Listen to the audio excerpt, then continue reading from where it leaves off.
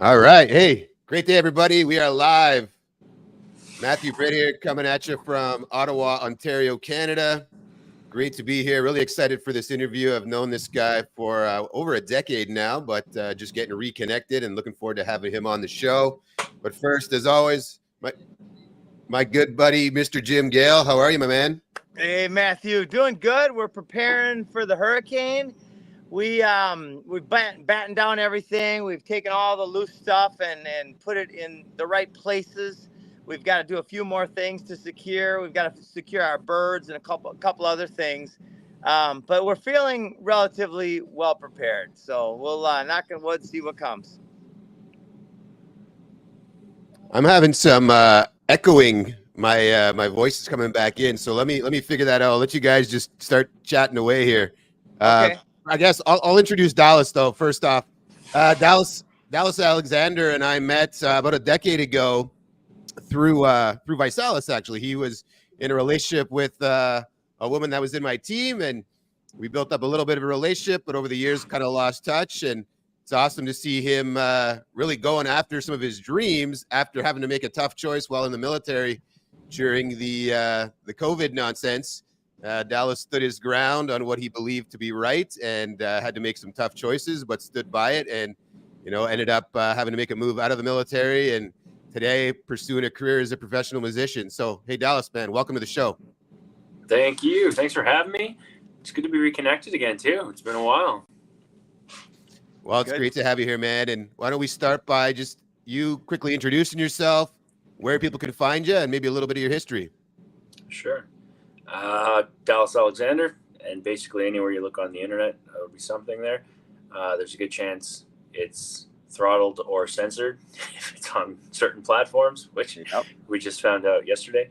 I play music for a living. I'm a family man. I was in the military for about 16 and a half years, something like that. I was guided out,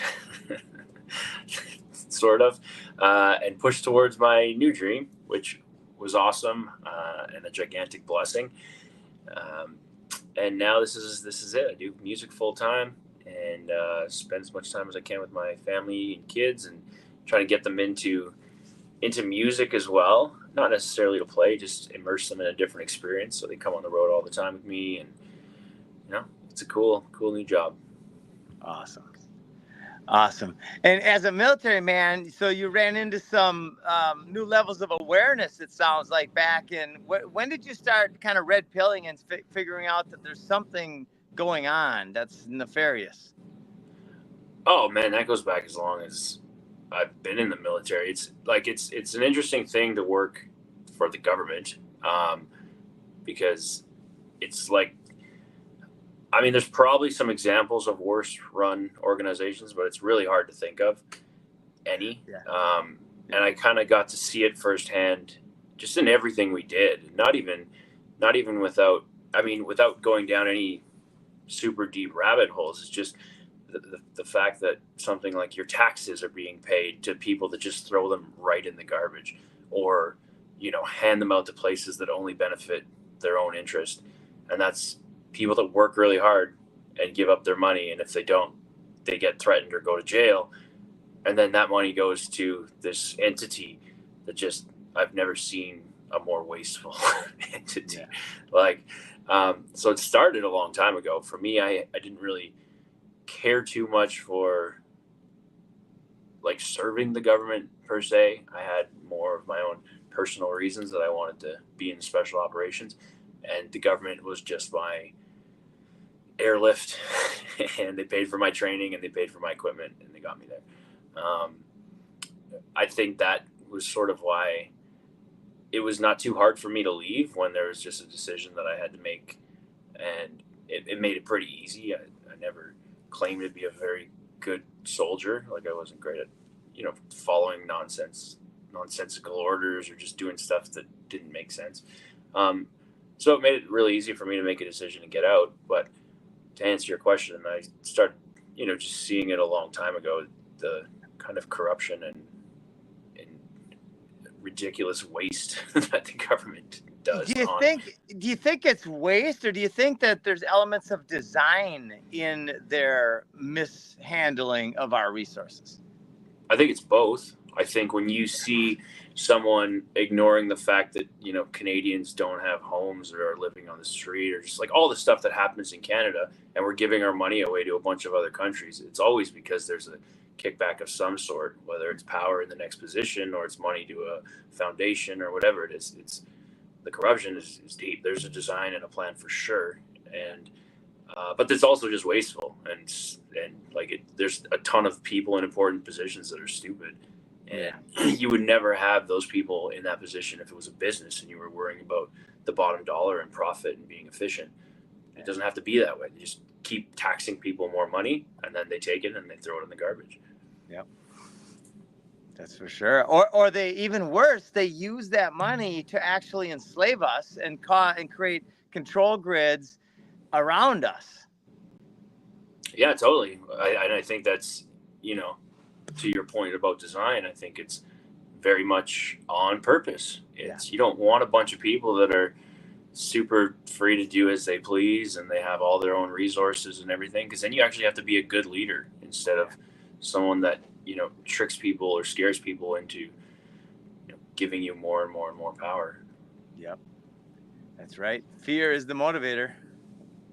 Yeah, you make a very good point there about if it was run as a business, these people would not be in the positions that they're in if they're not properly executing on their role. Unfortunately, we continue to bring people in who want to be career politicians. They're hungry for power, and they're not really interested in getting a job done. They're interested in being reelected and serving businesses today more than they're serving the people. Yeah, I think the whole design you're getting, and I say this a lot, is just you get what you ask for, right? If your whole job is to get to the next level and get to the next level, and the most important thing is that you get voted back in, instead of serving the people that you're supposed to be serving, you're going to get those type of people, and you see it in politics. Like, So you spent 16 years in the Canadian military? Yeah, 16 and a half, just about 17. 16 and a half years. 16 and a half, so something like that. How old were you when you got in? It was just after junior hockey. I think it's 23 or 24 when I went to like sign up to go to basic training. And what made you make that decision, Dallas? I just wanted to go to special operations and kill bad guys. Yeah. That was the intention right from day one. The only reason I went into the recruiting center, I found out we had a counterterrorism unit, and they were deployed and they were busy and they were doing a lot. So that's what I wanted to do. Cool. And this is, I guess, some of my own selfish questions. What are some of the like the biggest things you learned from the military? Like, what was the value you got out of it? Because there must have been a lot. Yeah, there's tons, and I kind of carry it into my life now. Like there's the obvious dealing with things that are scary, trying to have courage in the face of, you know, some intense situations, both in deployments and in training, and constantly being out of your comfort zone. If you want to get to any level of proficiency with any of the skill sets that we got, it was nonstop every single day out of my comfort zone. Those are some of the most valuable things. I think I like being able to see behind the curtain of the government. So I know, you know, my opinions come from a place of having worked for the government. So I'm not just making things up when I say that it is the most wasteful, you know, organization and entity that exists. So yeah, I'm super grateful for my whole career. Got to work with amazing people. There's tons of lessons, but I think those ones are probably the biggest, like dealing with adversity, and being constantly out of your comfort zone and seeing the value that is, you know, attached to that. The more I was out of my comfort zone, just the better I got at stuff. And I kind of carry that over to now with music and life. And it seems to work. Yeah, and as a junior hockey player, you would have also gone through a lot of that stuff too, right? Playing hockey at an elite level, you're definitely going to be pushed out of your comfort zone very regularly. have to face fears in a little bit of a different way, but still they're pushing you to be your best. And then I would imagine that would translate well into moving into the military. Yeah, sort of my whole life out of my comfort zone. A little bit afraid. Just a little bit afraid and out of my comfort zone my whole life. And that's where the magic happens. Yeah. Yep. Right. So as a in special operations, you moved into being a sniper. Yeah. Yeah. And how long did you spend as a sniper? So I was a sniper before I even got into special operations. So I did our basic sniper course in the regular military, like the regular force military, when I was in Edmonton. And then when I got to our unit, special operations unit, I did the sniper course, I want to say, after I was there for about 2 years. So from 2012 until I got out, so just about a decade, I guess, I was a sniper in our unit. Mm-hmm. Maybe 9 years, something like that. I've never done that math before, but I spent quite a lot of time as a sniper. And how many times were you deployed? Like long deployments, one to Afghanistan, that was maybe ended up being around 9 or 10 months. And then I want to say 4 times to Iraq, 3 or 4 times to Iraq. And those are the longer ones. And then there's little jobs and things you hop out and come back for along the way. But the major long ones, Iraq and Afghanistan, I think total 5. Wow. And I can only imagine those little short ones, right? You get a certain hostile in a certain area and you're sent over to take care of it. Oh, there are all kinds of different shit. There could just be there could be that, like an actual target. There could be a hostage taking. There could be a country is going crazy and we have people in an embassy or something, or another group needs help with something. There's kind of all sorts of stuff. Yeah. Amazing. I bet you have some pretty amazing stories. I'd love to hear one of the top ones that you can tell. What do you mean? You tell me. I'm an open book. You've had some epic experiences. Can you share one of the most intense? Most intense. I mean, there's kind of a few that stand out. The first tour I did to Afghanistan, I was helping a team with our intelligence service, and we were doing what you call source handling. So they would have or find or recruit a source from somewhere that could give them information, and then we had to facilitate getting that person from a public place to some type of site for a debrief, but they can't have any connection, as you could imagine, with a foreigner or a Canadian especially or whatever. So it would be a lot of surveillance and making sure that counter surveillance and making sure that person was clear before, let's say, we picked them up on a motorbike or something, and then and we're dressed as if we are Afghani, and then it would be a handoff and a drop off to another place and to another site so we could do a debrief and then drop them off the same way. And then while I was deployed for that tour, and it was interesting. It was not really why I had joined. And at first I didn't even want to do it. I just wanted to be hitting targets. But after I did it for a while, I realized there's a ton of value and it's super cool. But one of the things we did as good Canadians is we'd have an awesome barbecue at our safe house every Friday. Mm-hmm. And we just lived out in the city. So, we were going, I remember there's 2 of us driving to this one grocery store to grab hamburger buns. And something happened. It was busy. And I was like, oh yeah, actually there's this other store just down the street. Let's go there. I remember they had some fucking hamburger buns that I really wanted. So we go down there, bypass the store we were going to go to. And when we pulled back into our house, and this store that we bypassed was only on the corner, a block and a half from our place, we hear a gigantic explosion, all this gunfire. And we're like, holy shit, that sounds really close. And you hear it all over the place in Afghanistan. But I was like, that one's really close. So our guards were up and we're like, pause the barbecue for a little while. And then we got a call from a guy we knew in town. And he was like, you got to come get me. I'm hit. And he wasn't making much sense. So we kind of spooled up. And it ended up being a guy we know who was a Canadian as well. was in that grocery store when it got hit. So there was Wow. I think it was a suicide bomber or hand grenades, I think, and then they shot up everything, and he ended up getting shot. And so he called us because he knew we were close. And I remember just scrambling out the door, and we're just running up and down the streets trying to find where he was. And it was like a pistol and a medical kit. And Wow. that was more one of the crazier stories, because we first went to the store, and you'd imagine it would just been blown up, and it's just got shot up. So there's like people on everywhere. It smells like smoke and blood, and we're just trying to find our buddy. So that was a wild introduction to Afghanistan. Wow. Thankfully, the rest of that tour was not always that exciting, but that part was And wild. was that at the grocery store you were going to go to? Yeah, that's the one we bypassed. Wow. Just because I was like, oh, I saw other buns down the street last week or whatever. So it's crazy. Yeah. Just imagining what life would be like integrating into, because you're trying to not integrate into the culture, but you're obviously living in these countries for this extended period of time. Yeah. And to some people, you're hated and an enemy, and to others, you're, hey, these people are here to help me. We they're our friends. Yeah. And like the adrenaline must always be on high alert. Is that?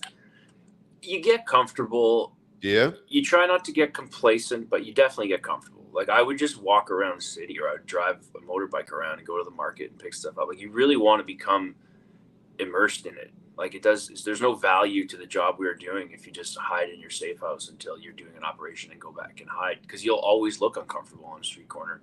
And if you're doing surveillance, you're going to look like you don't belong if you're not comfortable. It's definitely weird at first, especially that was my first tour ever. So that was like the first time I deployed. But it's sort of the same as, you get to a new city anywhere, and it's just like, it's a little uncomfortable, and then you settle in, your surrounding blocks, and then you learn the neighborhoods, and then and then now Ottawa, every street and every corner and every whatever. Mhm. It's sort of like that. I mean, you're on the lookout more for people that want to blow you up, but Yeah. Wow. What an intense life, man. And thank you for what you did. Honestly, thank you for your service in the military, and for how that's really shaped your life. And the change of directions into music, was that something you had always intended would happen? No, man, I had no clue. I owned a guitar, but it was a guitar that would just sit in the corner of my house for a year when I was deployed, and I wouldn't remember how to play any chords. And it was a bunch of things in my life that kind of came together at one point. And I was starting to, our government was starting to change the way our military was run or felt. And then, I didn't think it would kind of trickle down, or whatever you want to call it, to our unit, because we just have a little camp. And I thought we would kind of, we'd be able to run however we wanted. But you have bad enough leadership for long enough, it always trickles down. And so it was starting to change. The unit was starting to change. And I always said, I wasn't going to do it just to get to a retirement. I wasn't going to do it just because, it's a job and a paycheck. If I don't love this job anymore, I'm not going to do it. When the negatives outweigh the positives. And it was starting to get to that for me. So I was, we were gone and training all the time. I just started to recognize music out more, live music at a pub or at a place. And I was like, yeah, that's pretty cool. Like, that person very well could be doing that for their job. And at the same time, this is around 2019 is when I decided. My brother passed away that summer, and he had a music studio, and he always harassed me to write a song and come record it and stuff. And I was like, dude, I don't write songs. I barely play the guitar. And he passed away, and it was kind of a big moment of okay, what was I waiting for? Now I'm starting to see music a lot more. And then I just started writing and trying to write songs and stuff like that. I found them to be very therapeutic going through that. And then I remember just in the summer of 2019, I was like, I'm going to be a songwriter now. That's what I'm doing for the rest of my life. And then I just really started. I was still in the unit for another, year or two, whatever it was. But I started.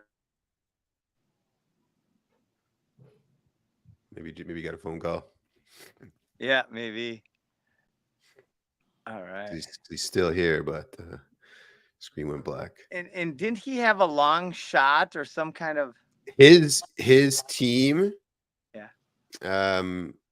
have the world's longest confirmed kill, 3,500 plus yards. That's amazing. Or It's over 2 miles. Can you hear me? Yeah, Yes. got your back. Oh my god. So, was there a catalyst, Dallas, or a series of events that led? Can anybody hear me? Yes. Yeah, we can hear you. Yes.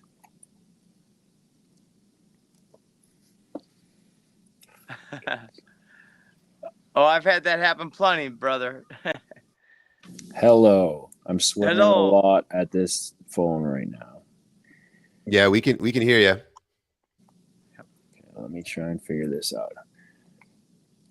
Can you hear me now? Can you see me? Yep. Yeah, Yep. We're back. Sorry. Right. Call No came worries. in, which I thought was silenced. Yeah. No All worries. good. Screwed everything up. Okay. Question for you, Dallas. Was there Yes, sir. an event or a series event that became the catalyst for you to say I don't like what I'm doing anymore? For me at the unit, it was like slow changes.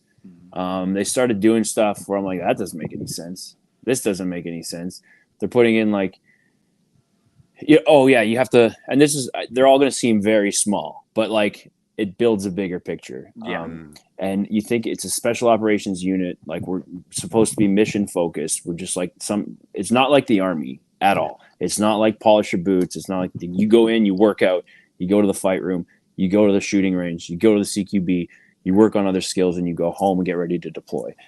So they would do stuff like, oh, now you have to like take your hat off in the mess hall.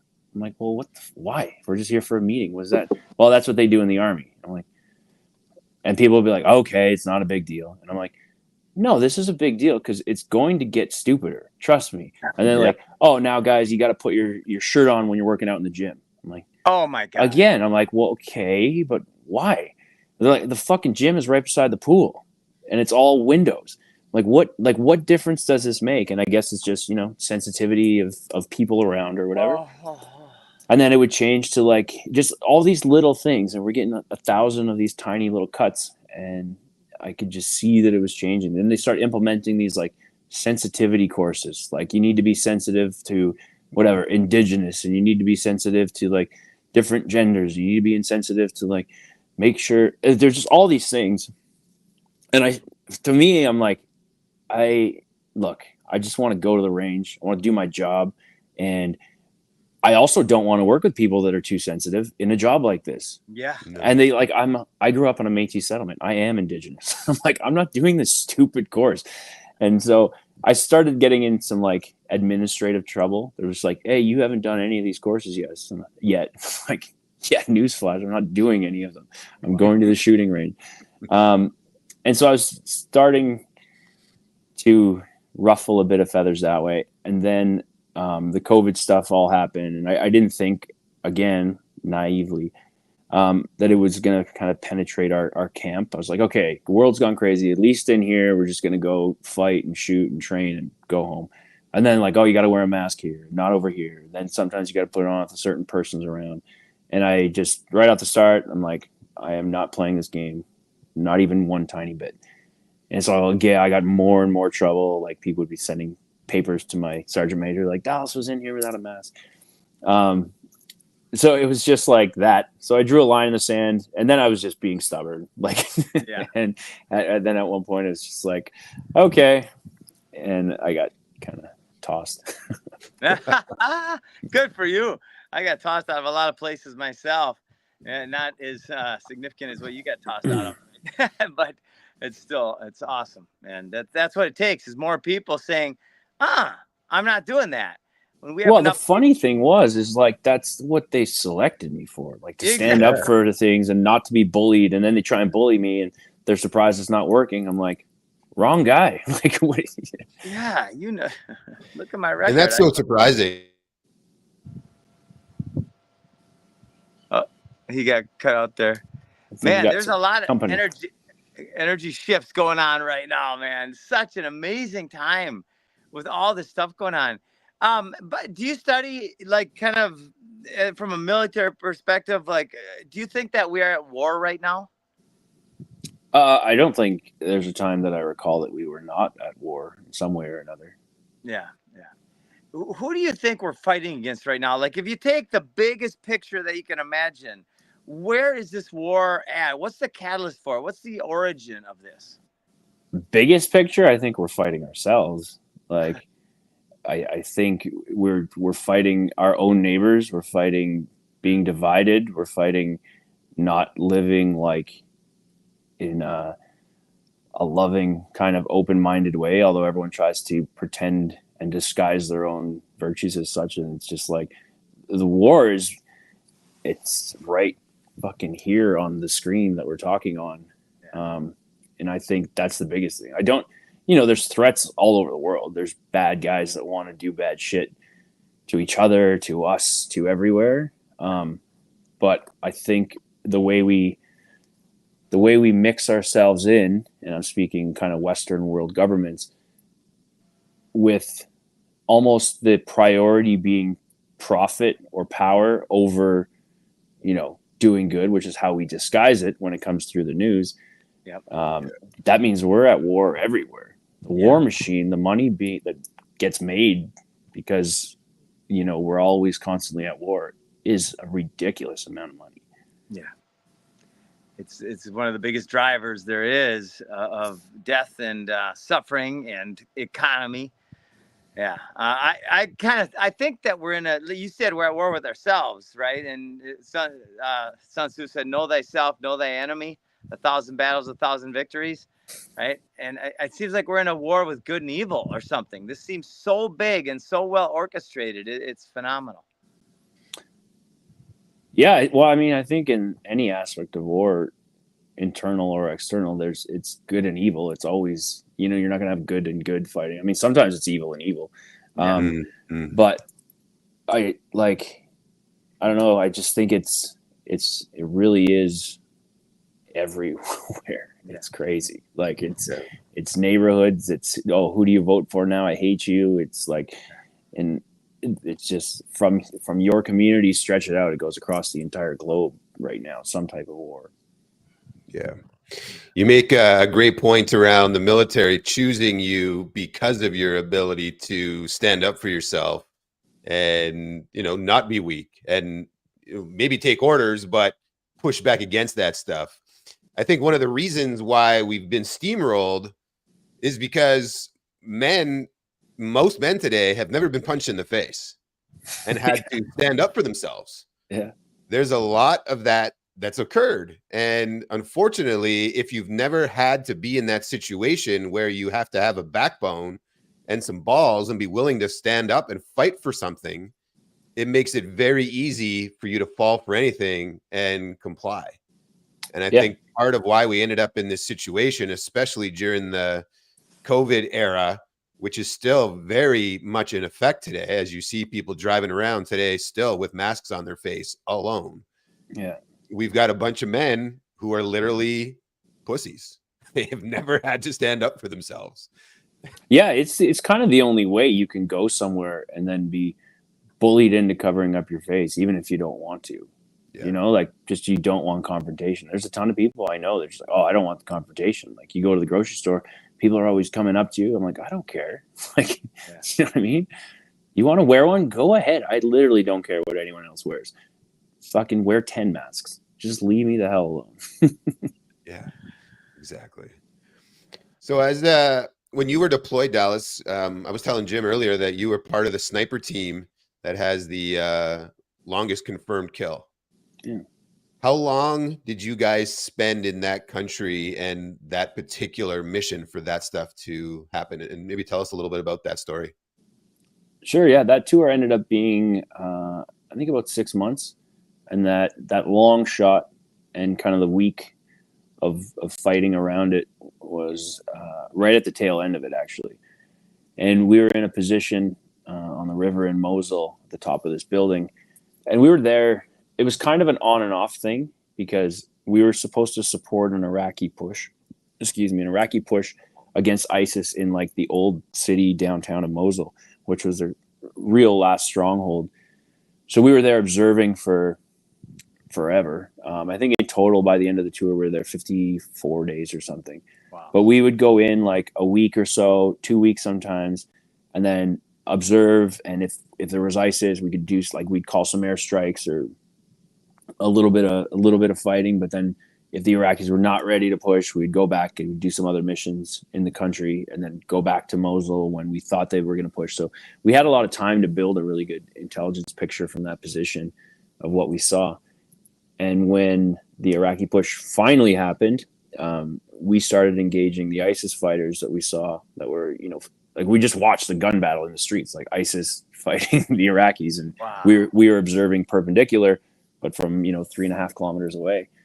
And so we started firing at ISIS and more at first to get them to go into a building so we could call an airstrike. And then the rounds were just really effective. And it's two-man sniper teams, so 4 of us in the det. And we were on the top floor of this building, probably 6 or 8 feet apart. And the other team, my buddy, sent around and it bounced off the ground and ricocheted and hit a guy in the leg, and he dropped. And this was like the first hit really at that far. That's probably 3,700 meters or something. Wow. But it's also a 50 cal. So like he dropped, and they like sent their little ambulance motorbike out, ISIS. They picked him up and took him back. And we're like, holy shit, these are really effective. The fight got just a couple 100 meters closer. We tried to call an airstrike on a building, and it was a dud. Like the missile didn't go off whenever it hit. So this guy was coming out the second story of the building towards us. Mind you, they have no idea where these rounds are coming from because they're in a gunfight in the street. They're not thinking it's 2.2 miles away. So he was coming out of that second story window, and I was spawning at the time, and I got my buddy Scott. I gave him the wind call and the elevation and his target. When he was ready, he said stand by. I said send it. And the guys beside us were doing the same thing at the same time, and this was not coordinated. And so we just sent like 2 different rounds, went down range, and one of them hit the dude and he dropped. And then kind of just kept on with the day. And the gunfight, we didn't know, but beside us in the room, like adjacent, some of the other guys who were on OP with us were filming it. So we had like the video ended up being captured of this kill. Wow. It's incredible. What a rush. Yeah. Right. That much. Yeah, it was cool. Like, because as a sniper, obviously that's what you want to do. Yeah. And it ended up being about a week. I think it was like 5 or 6 days where we would fight, and the fight kind of got a little bit closer to us and a little bit closer to us, still diagonal, but so we just like our 50s got more and more effective. And it would be from like 4 or 5 a.m. when they'd do their first call to prayer. You'd hear it over all the mosques. Then ISIS would start fighting, and then we would be in our position, and it would only go to like lunchtime, and then all the fighting stopped. And then we'd like sit and drink coffee and wait till the next day. It was so weird. I'm like in my flip flops. We're all drinking coffee, dipping Copenhagen, just waiting for the next day for it to fire up again. Oh my gosh. What an experience. Something is going on in my mind. What we see on TV and on films, old films and all the films, when we see these areas is we see desolation. We see deserts. We don't see a lot of trees. We don't see gardens. We definitely don't see this, right? Yeah. Right. And what is it really like? I mean, I'm sure there are beautiful areas. What is it really like over there with regards to flora and fauna and life? Oh yeah, there's some beautiful place, beautiful farms, beautiful mountainsides, trees and waterfalls. Now the desert can be like it looks on TV, but there's still even the cities. Like I spent a lot of time in Erbil and in Suli, which are in Iraq, and I would go have like a cappuccino on a patio somewhere, or like a rooftop, whatever, and have a burger and a beer. Like there's beautiful parts to the cities and the country and stuff like that. And then where, groups like ISIS generally go, destruction follows. So like Mosul was fucked when we when ISIS was finally out of Mosul, it's like rubble, which is crazy because it's one of the oldest, architecturally most beautiful kind of, it's, where they assume civilization started is all along that river. And it just it was down to literally rubble. Now, I also ISIS are really shitty people, but it's also us, the way we fight wars. Like the term softening a target, that means you're bombing it before you go into it. Yeah. Instead of trying to, it's a, we don't want to have casualties thing. So this is how we're fighting. And if you have a big enough military force, you see what the city looks like, instead of everyone being a precision person or shooter going in to clear things out.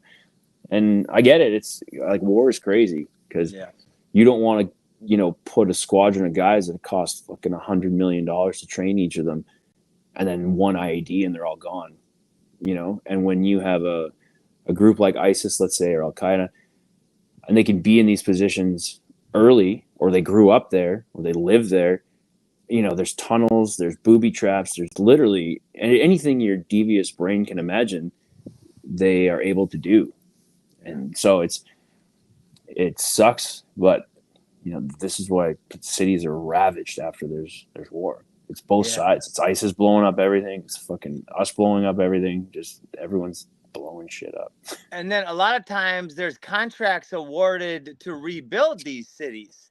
And those contracts are awarded to the same people who are funding the wars. Is that what you've seen or heard? Well, I would say yes, because there's no, look at the big corporations. There's no difference if you're making the bullets or you're shooting the bullets or you're the person fucking receiving bullets half the time. Like the businesses are so gigantic and global that it's just every piece of everything. Yeah. Do you know what I mean? So yeah, you're definitely right that it's all just keeps chugging along, the big war machine. You know what I find just fascinating is the entity that's kind of near the top of it all, which is a conglomerate of entities in a way, but it's run by a computer named Aladdin, at least the economy is, and it's called BlackRock. That sounds like an intention more than a name of a company. And in what way do you mean that? I mean, BlackRock, by their deeds you shall know them, right? They are creating death on earth at scale. I totally. Well, I mean, you could also argue that they're investing in life. Like the thing is, and I'm not trying to make them sound like a great organization, as profitable as they are, but when your fingers are in everything, it's death and it's life. They're investing in the darkness and the regrowth. They're investing in, it's crazy depending on, how much you believe that. It really seems as if they're trying to design a completely new existence that is very global and run by a very small amount of people. Yeah, and they say it it's not even, you don't even have to think too hard. You just got to read their documents. This is why I'm you don't have to have a tinfoil hat on to do it. They put out books. You can read The Great Reset. These are they're published things, and I honestly I understand to some people why it's so enticing. The most convenient thing in the whole fucking world would be digital currency and a digital ID where I just walk around, I can fucking scan everything. But the problem is the people running it are all corrupt. We've already seen it. There's been a million examples. So the second that every single cent you have is trackable, every single cent you have is now controllable and taxable. And the problem is, if everything is digital, then you're so easy to control. And I just don't trust the people, and this is based off of evidence, that are running these programs in governments and countries to do that. If we had a community of 30 of us that were just like us, hell yeah, I'd want to be able to just tap my phone everywhere and show you that that's my ID, not have to have a wallet or carry cash. It would be amazing. But the problem is the corruption. You just you cannot trust them. We saw this in Canada, people protesting, and now they're our own police are breaking it up and trampling old ladies with horses. And you're just what the fuck, freezing bank accounts and shit. And everything digital just makes it so much easier that that's why I'm against it. But I understand why people think it's great. Like, you never own anything. Oh man, that, when you say it like that, it sounds awesome. I come out of this apartment I rent into a car that's waiting for me based on my schedule, and I go down the street and whatever. Like, it's also all directed to people that generally are seemingly lazier. Yeah. Like, here's all your income. It's free. You don't have to do anything.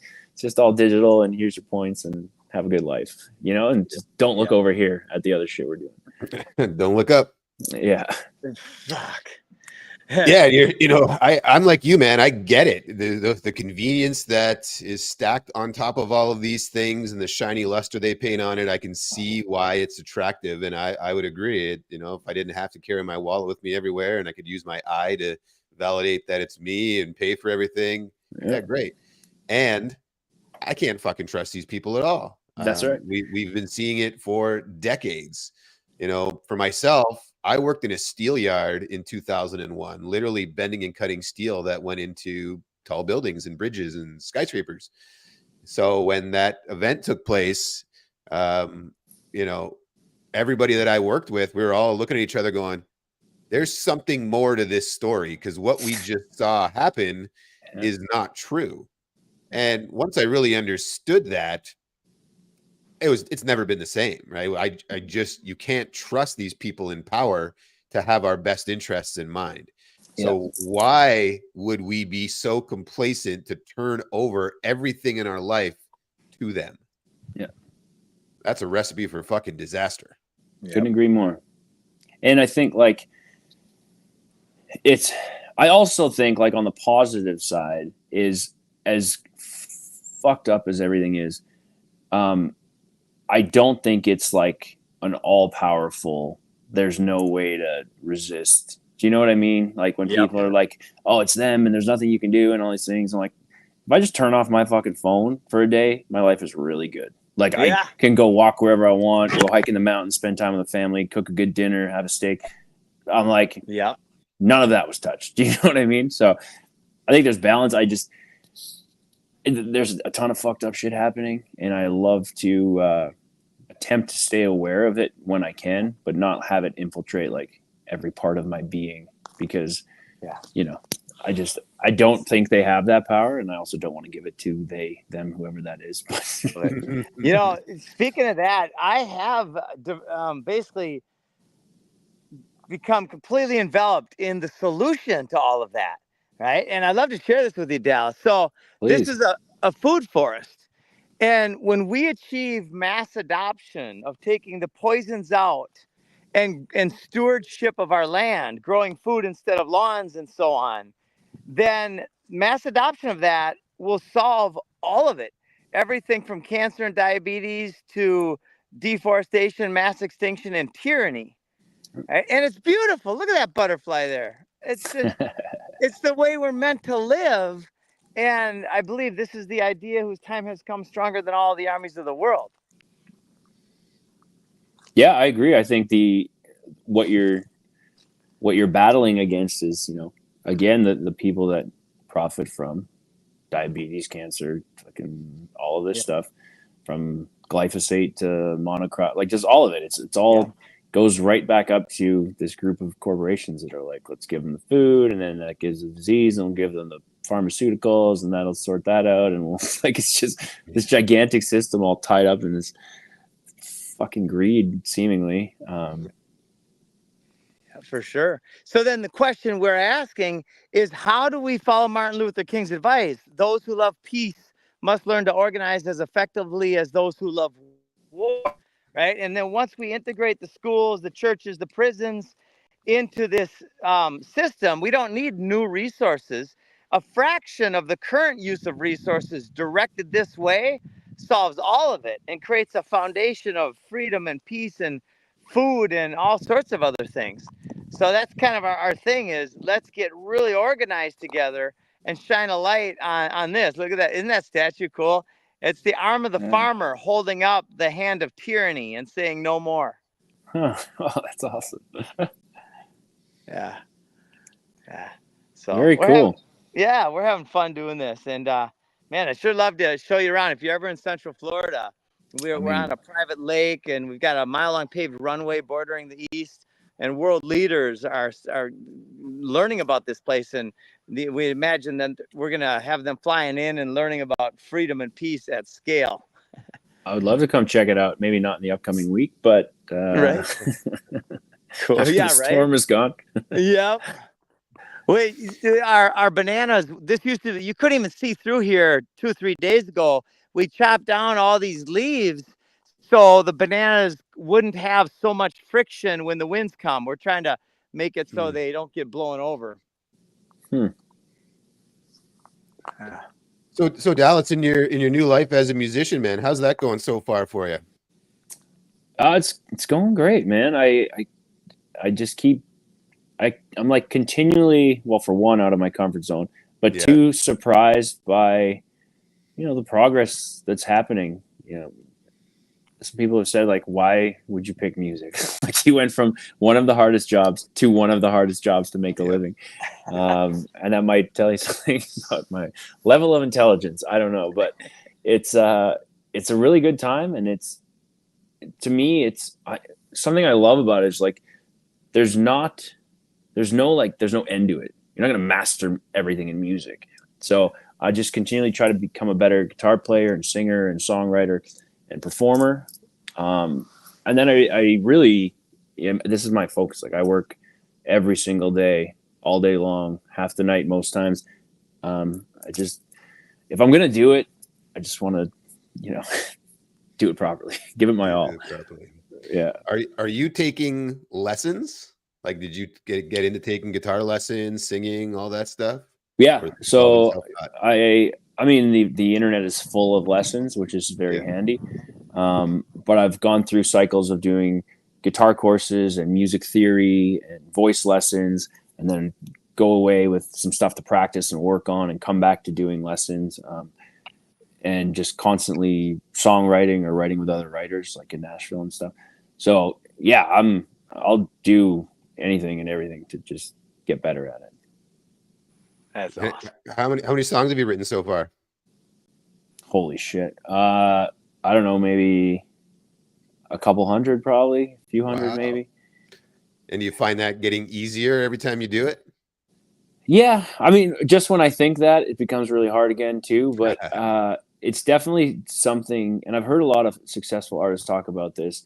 Just if you constantly do it, it does become easier. So one practice I have is, like, when I wake up, I take my journal and I write a full page with no real direction other than maybe a song in here somewhere.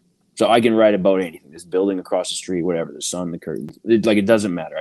I practice writing stuff down with that in mind. And I find that is one exercise that makes it a lot easier. And then sometimes there's, like, gems in there too. I'm like, oh wow, I would have never, like, where did that come from? And then it's a chorus or something, Yeah. And as far as, like, daily habits, what really drives your day? I would imagine you become a master of your day, and the military probably helped you a lot with that. Yeah, I mean, I should probably be even better at it, but it's like the schedule is really crazy. So I've been focusing a lot on this tour and the last few tours of really dialing in or trying to keep a focus on my health while doing music. This is a very easy industry to eat shit food, party all night, wake up the next day, go to the new town, to the new gig, get enough energy to play the show. You're wired after that, and do the same thing all over again. So, like, today, I mean, I woke up super early, but I did like a 9-mile walk this morning near the beach on the Gulf Coast to get my espresso and watch the sunrise. And then I did a little workout at the hotel, and then we kind of packed up, and I did a lot of it. I still handle a lot of the tasks of, like, my music business stuff. So I had emails and some other shows and forwarding stuff that we're getting ready for in the fall. And then we got to the new town, checked in here, played guitar a little bit, did some weights downstairs. And then now we're doing this, and I have, like, another kind of podcast after this is over. And then I'm going to practice some stuff that we're going to put into a set that we're playing tomorrow. And then we're going to go out somewhere on the town and just try and network with folks to see if we can get more people to come to our event or our show tomorrow. Nice. And then tomorrow we're going to pack up and go to a new city and start some version of that all over again. Man, that's commitment, brother. That's Yeah. beautiful. Has that taken a while to adjust to living life on the road in this way? Not really. I think like when I was in the military, I was gone or deployed 6 to 8 months a year. And a lot of it was, training in this city or moving over here, flying around, carrying a ton of gear like we're doing now. So there's a ton of similarities. Most like now I like it because I have more control of when my family comes. So I don't do any real long trips without them. They're going to meet me in Nashville next week, and we're going to spend 2 weeks in Texas before I go to that Alberta run, and then they're going to fly out to Alberta and hang out with me there. Like, so the beauty of it is now, even though there's a bunch of similarities, I can it's up to me. It's my own business. I can control where and when my family comes, as long as they're not tired of checking in and out of hotels. Right? Yeah. That's cool. Well, man, congratulations. First off, well done on making Thank a you. transition into a new passion of yours and seeing the success you're having. I can tell based on following along on Instagram and what you're doing that you're definitely gaining some serious traction in the music world. It's a cool thing to learn. I'm having a good time, that's for sure. That's Yeah. my next phase. My next phase is cooking, and then I'm going to learn to play the guitar. So I might be inviting you down to do Oh, a yeah. trade. Show me At least- some strings. Yeah, we'll do some jamming. I I like it. love it. Some chords. I don't know the language yet, but I'm going to learn. Well, Dallas, thank you so much for your time today, man. And before we sign off here, why don't you tell everybody where they can find you? Yeah, social media is Dallas Alexander. Although yesterday the guys were trying to find my profile someone was asking about it and they couldn't find me on Instagram. So I am Dallas Alexander. I think it's to do with a gun video I posted. I'm being shadow banned for a little while, I'm sure. I am Dallas Alexander. Dallas Alexander on X, website, dallasalexander.ca. Cool. Dynamite. And where are you playing tonight? Tonight we're playing in Mobile, Alabama, and then off to Texarkana tomorrow, and then a few shows in Texas after that. All right. And all your tour schedules up on your website? Yep, everything is on the website. If you want to follow Beautiful. along or come out and see us, hell yeah. Beautiful. Love it. Beautiful. Awesome, brother. Thanks for your service. Thanks for your service. Thanks for your time on the show today, and wishing you safe travels, man. Thanks for having me, guys. All right. It's great to Ciao, have you. buddy. Thank you. Bye.